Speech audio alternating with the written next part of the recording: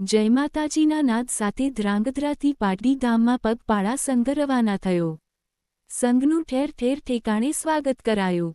ધ્રાંગધ્રાથી પાટડી અને ધામમાં ખાતે માં શક્તિ માતાના મંદિરે પગપાળા સંઘ હર્ષકીત ગ્રુપ દ્વારા હરપાલદેવ અને શક્તિ મંદિર ખાતેથી મંદિરના પૂજારી દમારા પ્રસત્સાન કરાવેલ ત્યારે આ પ્રસંગે મોટી સંખ્યામાં માં ક્ષત્રિય સમાજ આગેવાનોના લોકો ઉમટી પડ્યા હતા. ત્યારે પગપાળા સંઘનું શહેરમાં ઠેર ઠેર ઠેકાણે લોકો દ્વારા સ્વાગત કરવામાં આવેલ અને સંઘમાં મોટી સંખ્યામાં લોકો જોડાયા.